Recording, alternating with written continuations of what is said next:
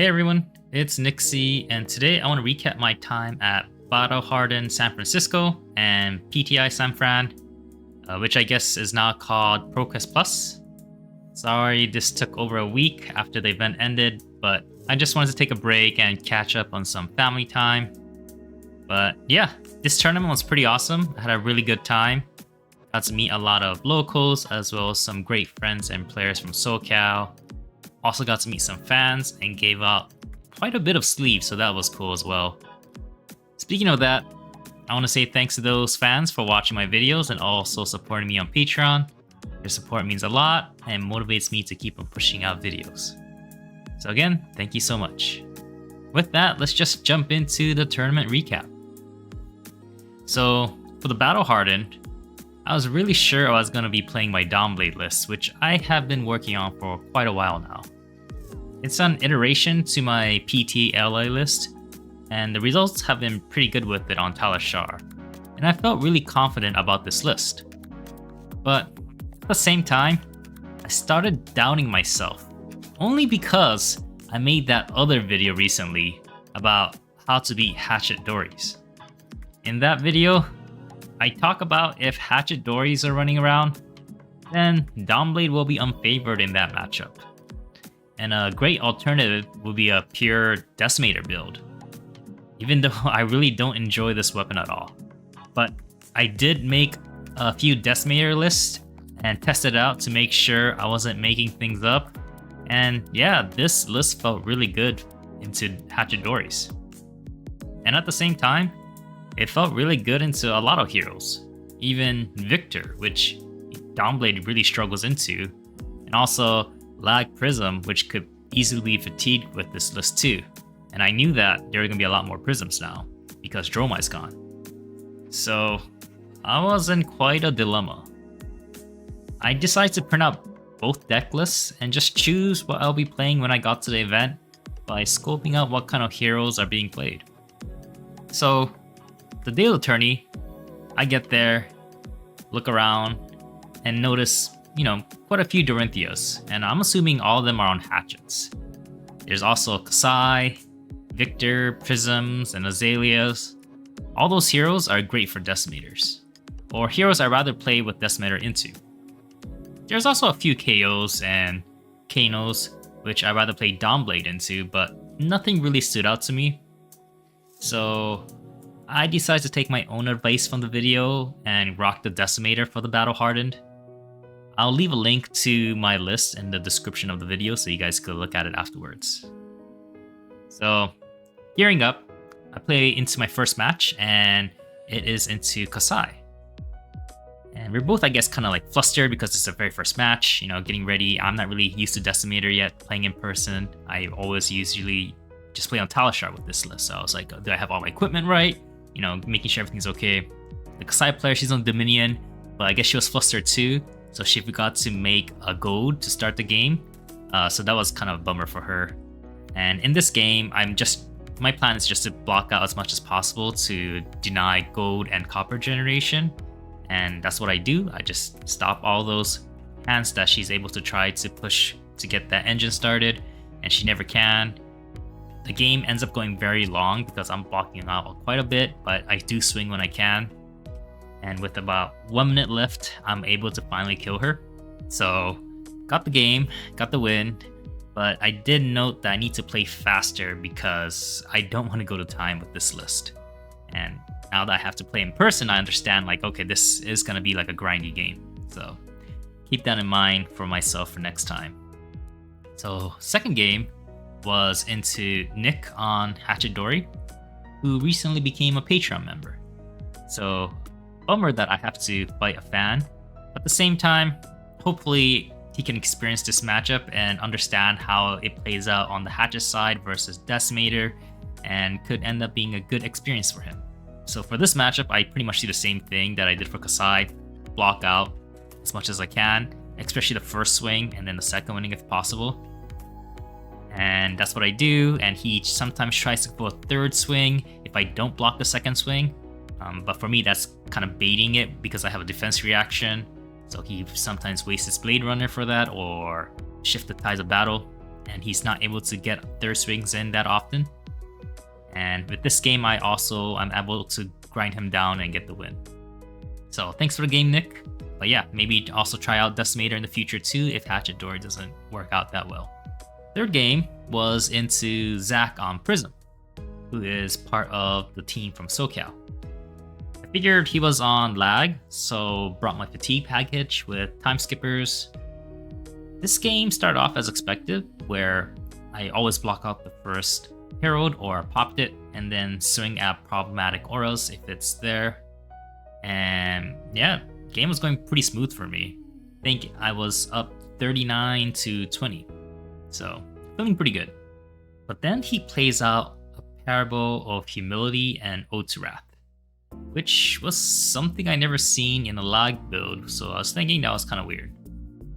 But I just killed the Parable to make sure I could pop the Heralds that come in, since I have quite a few of them, and move on. Then he plays out a Merciful and Genesis, and I go back to just clearing aura duty and just, taking some damage if I have to on the second Herald so that I could kill a Genesis, and then after that Merciful. But every time I'm killing these auras or popping the Heralds, I'm getting pinged by Merciful as well as Ode, so I'm losing 2 life each time. And I'm thinking, oh, that kind of sucks since I'm not running AB. But it's fine, I still have a good amount of health left. But after I kill those, he awakens Angel Erudition, so I prioritize killing that.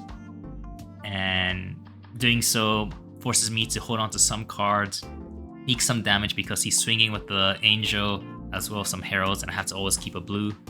And every time something hits, I get pinged by Ode, so I'm taking extra damage, which I didn't want to. But my priority is still killing Erudition, so I just swing at Erudition and go from there. Right after I kill it, he plays another Genesis and a Merciful, so I had to take a few more turns to clearing that, delaying me from swinging at him at all. This cycle repeats for a while, and I can't really touch him because I'm just cleaning up everything I can. But I'm noticing my health is getting low because I'm getting pinged by Merciful and Ode. And now I'm like down to 20 health and he's at 13. I don't know what happened, but I'm just getting pinged from left to right from Merciful and Ode. So it's getting pretty painful. And game goes on for a bit, and he finally plays out Arclight Sentinel. I still haven't popped my time skippers, but this Arclight wasn't really blocking anything problematic like Rebirth or Genesis. So I could swing at it and something else, but I decide not to, and just kill the Arclight and just pass. And again, when I kill it, I also get pinned by Merciful and Ode, so I'm just losing life here and there too. So maybe I should have, now that I think back, but I'd opt not to. Then later on, he also awakens Avalon Angel Rebirth and gets back Angel Ravages and passes. He doesn't play Arclight Sentinel once Rebirth is out, and I'm thinking he's wide open, but there's a chance that he drew into Arclight Sentinel. So I think for a bit, because I could pop time skippers here, swing at Avalon or Arclight Sentinel if he gets played, and then swing again at something else. But I wasn't sure if I should risk it, so I decide not to. And I just end up swinging at Avalon, killing it, and passing. Then on his turn, he hard casts Figment of Ravages to do 1 arcane damage, which also deals 1 more from Ode. Then flips it and deals 2 more damage, and then another one from Ode, and I pretty much die. So I just died to arcane damage pretty much and Ode to Wrath. So that was very surprising. I didn't know how much damage Ode was gonna do to me in that game. I definitely could have blocked out more and saved health, but I was worried on keeping extra cards in case he played Arclight Sentinel and stuff. So yeah, that wasn't as great as I hoped. This list was very interesting. I also found out later that he just started playing this deck a week ago, so very well played by him. Congrats to him for winning and piloting it very well. So now I'm 2-1 and have to win out to get top 8. Fourth game is into a local friend and a mod of our NorCal Discord, Wilson, on Azalea. He was pushing a lot of damage with this list, but because of my defensive capabilities, I was pretty much able to block out pretty much everything that he had every turn. And at one point, he was like, how do I even hit you? And I told him you pretty much can't unless you're running Dreadbore or Release Attention and Remorseless. So yeah, he had a really hard time. He eventually did get some damage in, but he was too low at that point, and I was able to take some damage to go offensive with Fell Swings and E-Strikes and was able to get the win there. The fifth game was into Akatsu. In this matchup, I need to make sure I deny hits if I think my opponent needs the card to get his combo piece. So I end up blocking quite a bit and leaked some damage when he only had one card left in hand, or I had a CNC to take back some control. And I'm constantly chipping him down with my axe swings, and he gets down to around 12 health or so. And at the same time, I'm healing from sigils too, so he had a lot of health that he had to go through to kill me. So eventually, I let a hit through, and he goes off with a double bonds turn with a tenacity to end it, which is a lot of damage. But I'm still around 16 health or so, and I'm feeling pretty healthy, and he used up everything, so after that, he has no gas left, and eventually I'm able to kill him with a reaction and get the win. The sixth game was into my friend Alan on Bravo. Alan and I go way back. Before he moved to SoCal, he and I would play almost every week at our local LGS, so we had tons of rep into each other. So if you wonder why he's so good playing Sidori or I'm so good playing into Bravo, that's the reason why. Kind of call our matches El Clasico because it's always a classic when we ever play each other. But this time, I'm playing Decimator instead of Dawnblade, which he hasn't really seen me play before. He knows I am on Decimator since I talked to him about it beforehand. I'm sure he's a great player, so he knows a plan to beat Decimator too. So we roll to see who goes first, and he wins. So he gets to choose and he opts to go first, which I think is the right choice. He looks at his opening hand and is able to dominate a Spinal and doesn't arsenal anything. This tells me that he's gonna be pressuring me a lot because he wants to make sure that this game doesn't go long. I look at my hand and I block with a card for 4 and leak 5 damage. Nothing much I could do about that. I don't want to use armor this early. So I draw up and I get a Red Valor, Warmongers, Hold the Line, and Snag. I know you guys think Snag, why are you running Snag? I'll tell you why later. It's such a cool card. Anyway, I wanted pressure since I'm going second, so I play out Valor and swing because that's coming for 7. I know he has to block it or else I'm gonna swing a second time. But Alan stops me and says, I'm under the Spinal's Crush effect. Like, no, I completely forgot. I am not getting any go again from doing this, so pretty much wasted my Red Valor. I didn't get to push any damage, and I didn't get to strip any cards from him. So I am kind of screwed here. And I don't really have a good card to arsenal, so I just end up choosing Snag since I thought it was better than arsenaling Warmongers.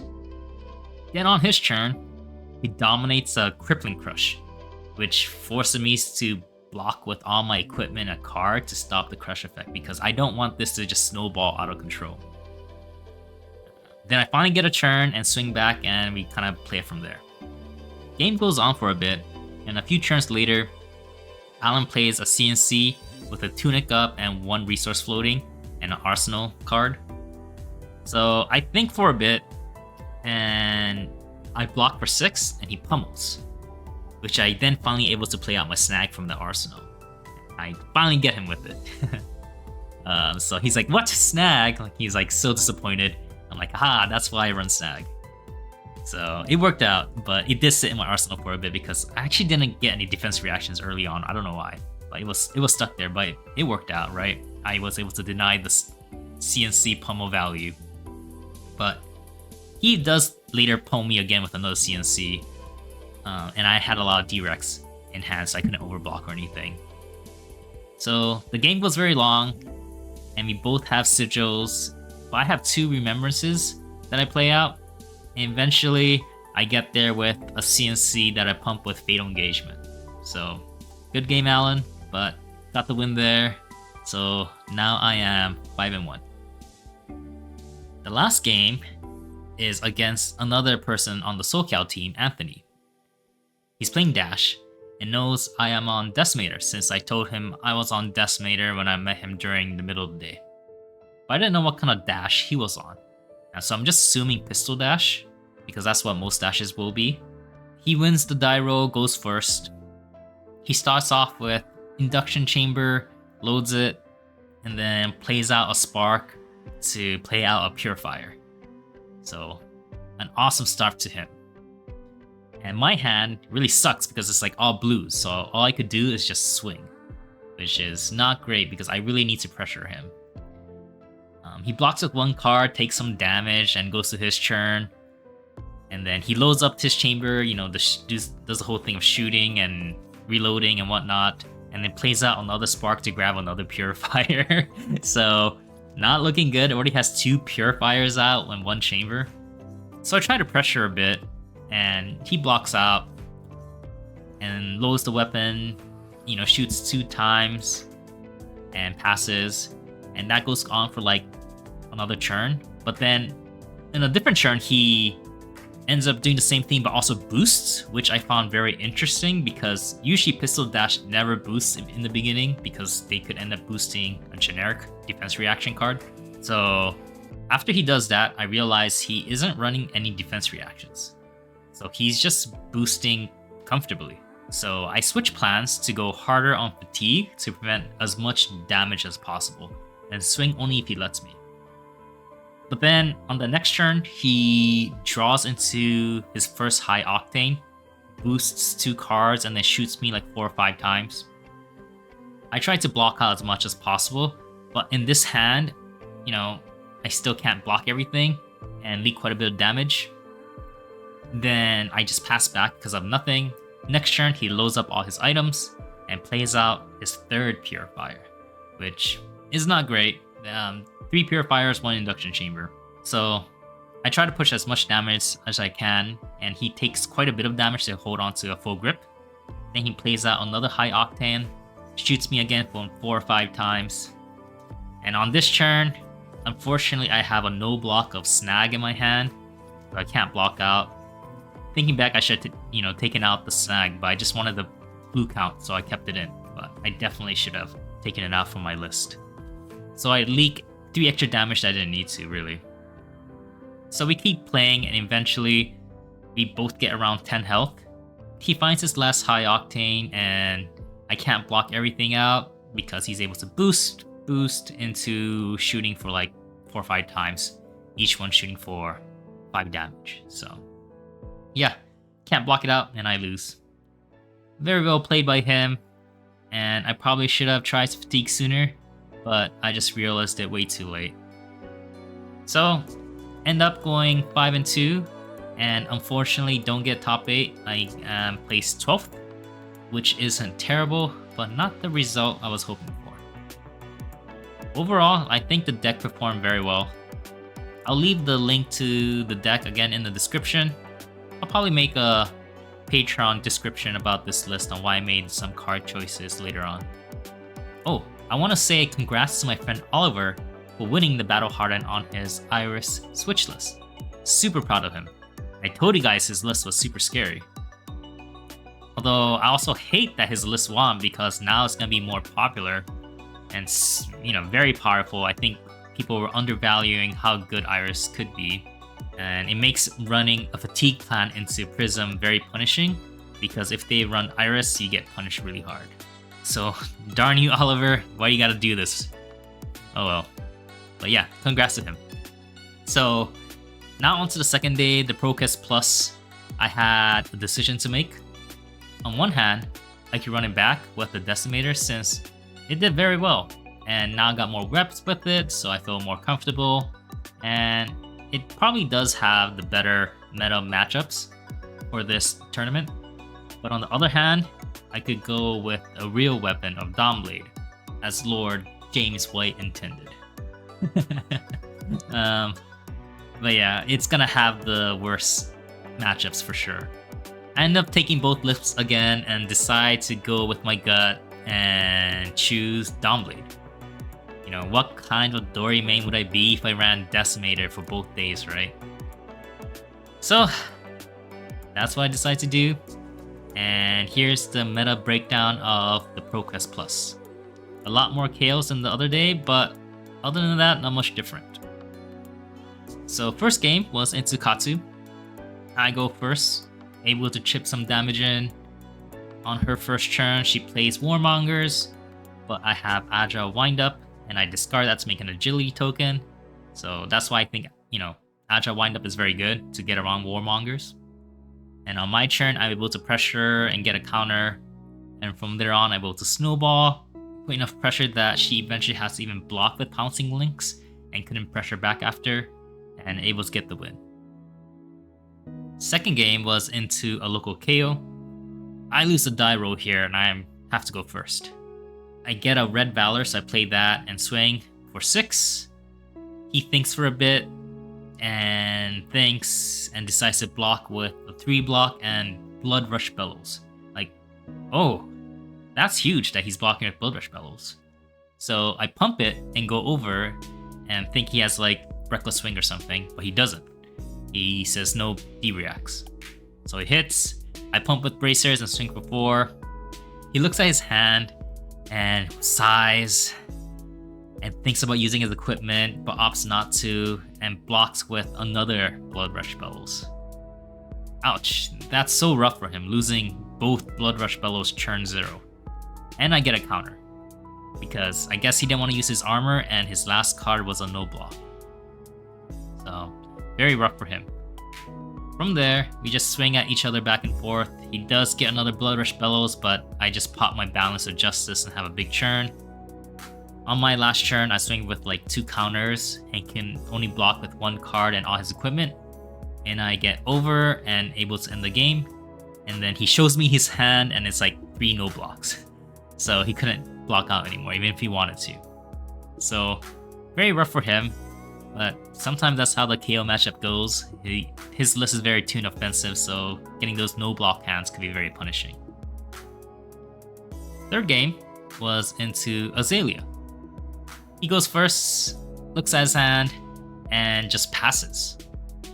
That's good because it sucks when I get dominated with like a pump Red in the Ledger turn 0 and have to give up my hand and equipment to block it out. But didn't happen, so that's nice. But at the same time, this sucks because my hand actually doesn't have any go again. It's all pumps. So I just swing a naked Dawnblade, opponent doesn't block, and I think for a bit and I decide to pop Bolters and swing again and get a counter. I have to do this because I really need to get the momentum in this matchup. So even though the Bolters is pristine, there's no, damage counter on it, I just have to get that counter to get going. And on his turn, he's able to send some Frailty Pump Infecting Shot, which I just take. And next turn, I hit back and get another counter. The opponent eventually gets like a Red in Ledger, but I have some counters and some equipment, so I think I blocked this out too with equipment, so it's not too bad. And later on in the game, I'm able to get a hit in, keep my counter, and also pay for grains to get a Vigor. And then I draw up my hand, and I get a Glistening, a Supremacy, a Blue, and a Twinning Blade. And my arsenal is a Hit and Run. So since I have a Vigor token, I can play out both Glistening and Supremacy, swing, and I still have 1 floating, and I'm able to keep my Twinning Blade. So I know the opponent is super dead, unless they block perfectly. So the opponent shoots me for, I think, 14 damage with 2 Blood Rot effects, and I'm just like, take it off, because I think I could just kill you. So I go down to like 8 health. Then I play out my combo pieces, he looks at his hand and armor, and he blocks everything out. So then I play Twinning, hit and run, and swing again for 6 go again, and game is just pretty much over there. So yeah, very nasty combo that I drew into, but that's how Dory can high roll sometimes. Now I am 3-0 and doing better than yesterday, so feeling really good. The fourth game is into my local Rahil on Kano. He and I played quite a bit at our local LGS, and he's been playing Kano for quite a bit of long time. But whenever we played, he always raced me because I'm on AB1, and I always managed to draw an Oasis before it combos off so I could stop it and win. But last week I told him to try defensive pitch stacking, which works very well into Dawnblade, and since there's no more Dromai, he's like, yeah, that sounds good, so he's been practicing quite a bit. And seeing him here at 3-0, he must be doing pretty well with it too. So I feel like my advice is gonna get me killed in this tournament.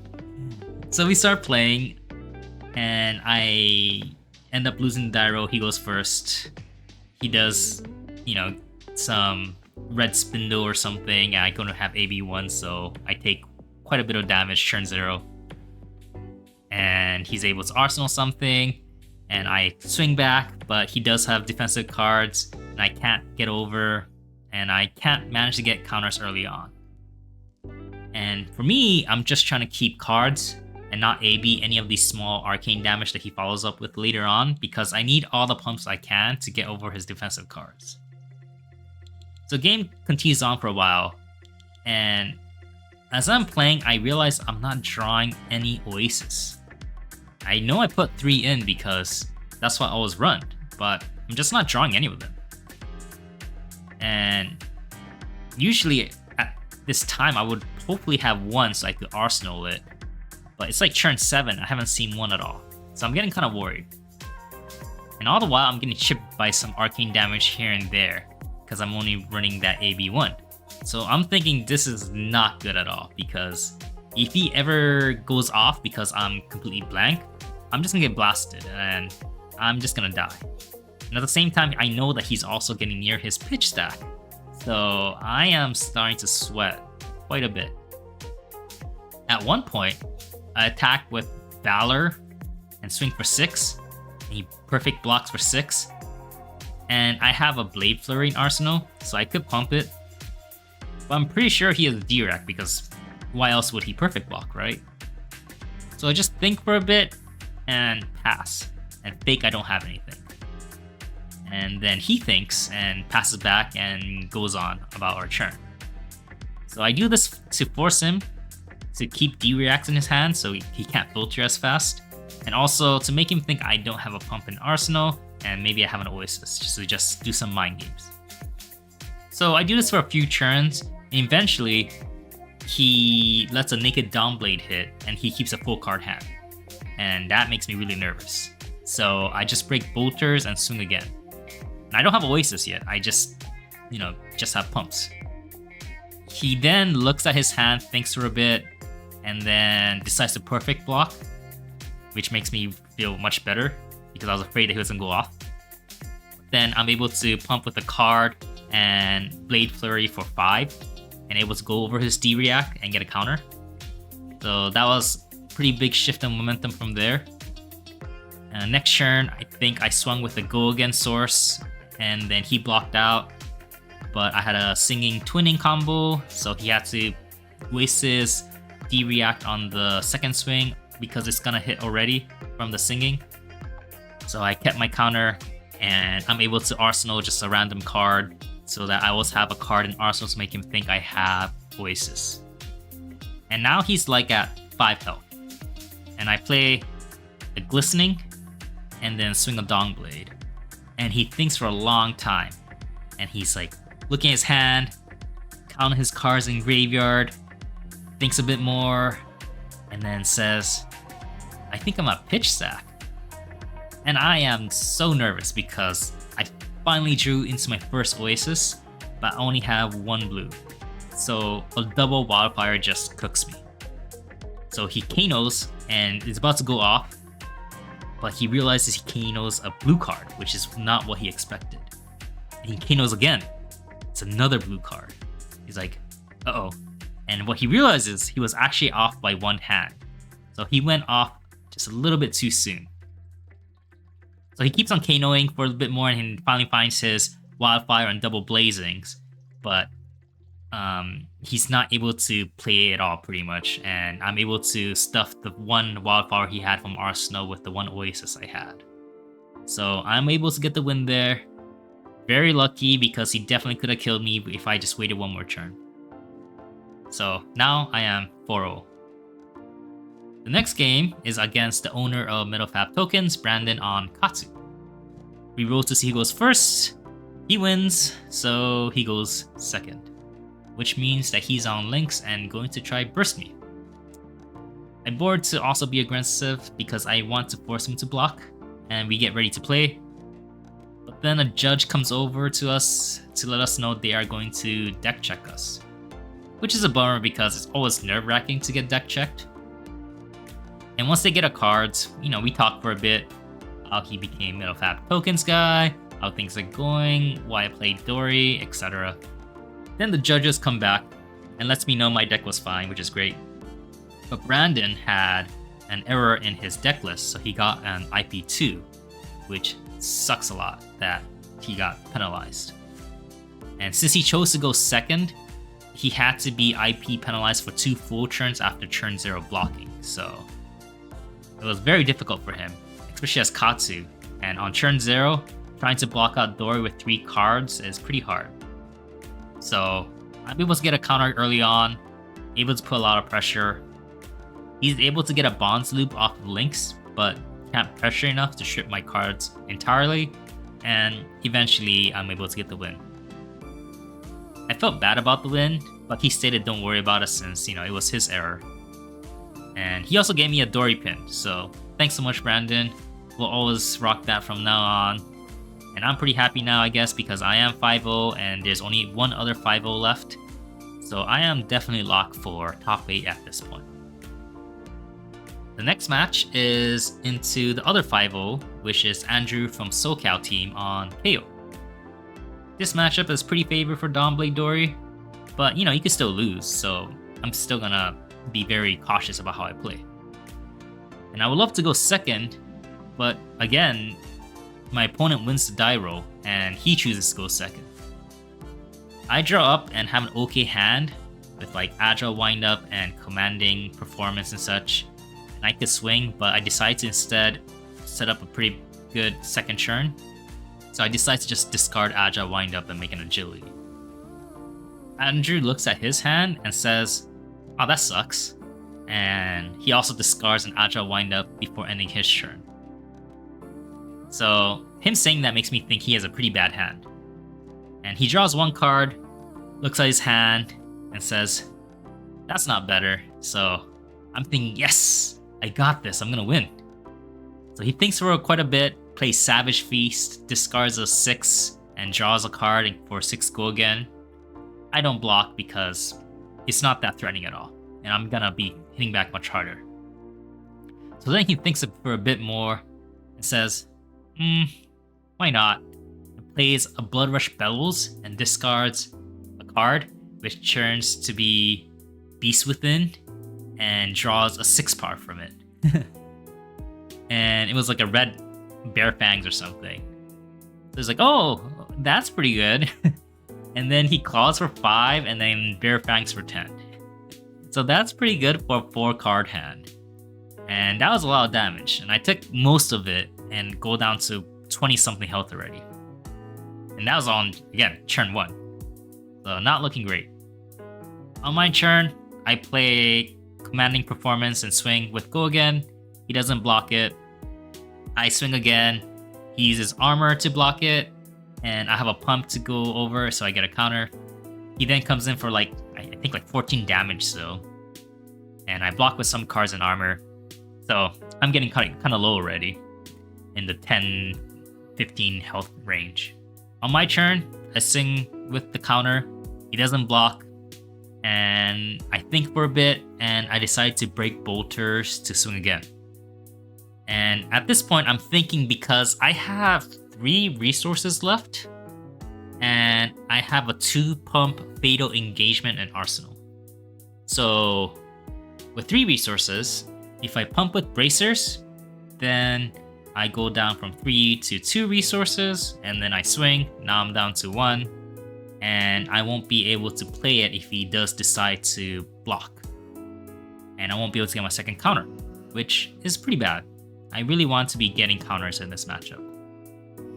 But at the same time, if I don't pump and he doesn't block, then I lose out on that 1 damage because I'll have 2 resources left. So I think for a bit, but I figure 1 damage can't be that big of a difference, right? I just need to guarantee I get a counter. So I decide to just swing, and he thinks for a bit and says, no block. Yeah, that's fine. It hits, I get that counter.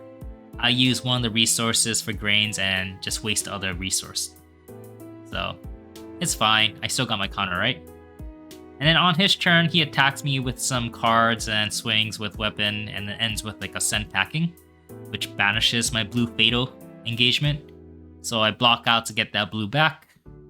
And then on my turn, my hand is now that blue fatal I got back, a glint, a yellow overpower, and then also 2 vigor tokens from hitting the previous turn. And he's like at 13 health. So I am thinking maybe I could kill him here. So I swing, he says no block, and I play glint and deal 5 damage to him and get go again. So now I have 1 vigor left, a blue fatal and a yellow overpower. And he's at 8 health. So only way for me to deal 8 damage is to swing and for him to not block with anything, and I go up by another 3 with that overpower to win it. And so I can't pump with bracers because doing so will make it so I won't be able to pay for the overpower or also with the fatal engagement because I have a yellow overpower, so I won't have only 1 resource left if I end up pitching my yellow overpower. So I go for the win and decide to not pump with bracers and swing and pass it over to him. He looks at his hand, looks at his equipment, thinks for a bit, and decides to block with this tunic for 1 and passes. And I'm like, no, not the tunic. I needed him to not block with anything because I could play out the overpower, but it will get him down to just 1 health. That 1 health I could have had from bracers from the previous turn. But it's fine. I still play it out, get him to 1, because I have a shunt left in the deck, so I could still win this from the shunt. So we play a few more turns, but eventually he's able to go 3 wide, and I don't draw my shunt, and I can't block out, so I lose. But so close. But it's fine. Great plays from him. And that was my first loss, and now I am 5-1. My last match is against Chris, another player from SoCal team, Fabrary.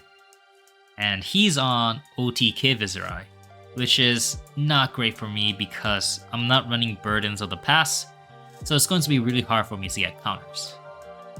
And this is actually the second time I'm playing Chris's Viz. The first time was actually in LA during a Battle Hardened Living Legend game, and he was on OTK Viz there too, and I was also on Dory. And in that game, I got blasted by like 60 plus rune chants when he played Scaletta into Fantasia or something. It made so many rune chants, it was crazy. But you know, that was the Living Legend format, right? Can't be that bad in this format. So we roll, and he wins the die roll, which again is funny because I think I didn't win any die roll that game. But yeah, he goes first. He makes a rune chant from Grasp, plays out Incantation, and then read the runes and passes. What a crazy opening hand. And to make things short, I pretty much don't get there because I can't get past the defense reactions and end up losing. But it's fine because I'm 5-2 and still locked for top 8. So here's a pick of the top 8. Pretty cool, I was able to get here. The top 8 hero is pretty diverse. There's 2 Victors, and then there's a Kasai, there's Brody and Azalea, Prism, and KO, and me on Dory. only hero I wouldn't want to run into this matchup though is Kale and Azalea. So I was hoping I get matched into them, but I get paired into Chris again, which sucks a lot. But yeah, we play. It's pretty much a repeat of the previous game, and I get blasted with 40 plus rune chance and like 9 blade. So yeah, I just end up dying. There was even one turn, I think I took a lot of damage. Not a lot, just like I kept a hand to take damage from a scepter. And I had like Iron Song response, singing, and something else. A lot of reprise condition cards in my hand. And he just plays a D-React from Arsenal or Oasis, and I just can't do anything, I just pass. So that sucked, but that's how it goes sometimes. But oh well, it was really fun. Felt really good to play Dawnblade again. And I'll leave a link to my Dawnblade list in the description of the video. And yeah, I think I'll do a quick write-up on both of these lists on my Patreon instead of making a full deck tech video, because it's gonna change pretty soon when this spell comes out. So for my Patrons, look forward to that. And that was my weekend. It was really fun, and hopefully this was entertaining for you all. I'm glad I was able to show the strength of the Dawnblade and didn't have to rely on Decimator to carry me. We'll see how the meta shifts to know what weapon looks to be poised to be better in the upcoming meta. I just hope it's Dawnblade because it's so much more fun and skillful than Value Hatchets or Decimator. But we'll see how everything shakes up in the next month. Anyway, that's it for now. Thanks for watching, and catch you all later.